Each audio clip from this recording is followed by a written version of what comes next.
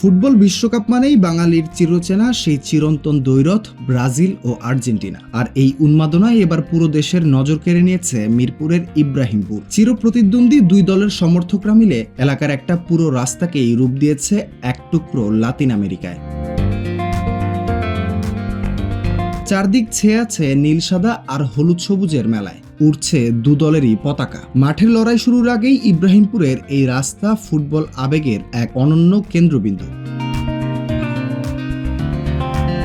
তবে এই রাস্তার মূল আকর্ষণ আকাশ ছুঁয়ে থাকা দুই বিশাল জার্সি। দূর থেকে তাকালেই চোখ জুড়িয়ে যায় বাতাসে দুলতে থাকা এই দানবীয় জার্সি দুটির দিকে। আবেগের সবটুকু ঢেলে সমর্থকরা তৈরি করেছেন এই বিশাল আকার জার্সি। একটু ভালো করে লক্ষ্য করলেই দেখা যাবে আর্জেন্টিনার জার্সির পেছনে বড় বড় অক্ষরে লেখা ভামোস আর্জেন্টিনা, যা জানান দিচ্ছে আলবিসেলেস্তেদের জয়ের তীব্র আকাঙ্ক্ষা। আর ঠিক তার পাশেই ব্রাজিলের জার্সিতে জ্বলজ্বল করছে মিশন হেক্সা।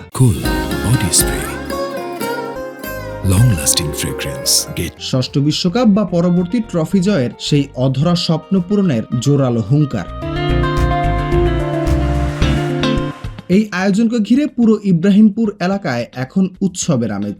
সকাল থেকে গভীর রাত পর্যন্ত চায়ের কাপে ঝড় উঠছে, চলছে প্রিয় দল আর প্রিয় তারকাদের নিয়ে চুলচেরা বিশ্লেষণ। শুধু তরুণরাই নয়, আবাল বৃদ্ধ বনিতা সবাই সামিল হয়েছেন এই আনন্দের জোয়ারে।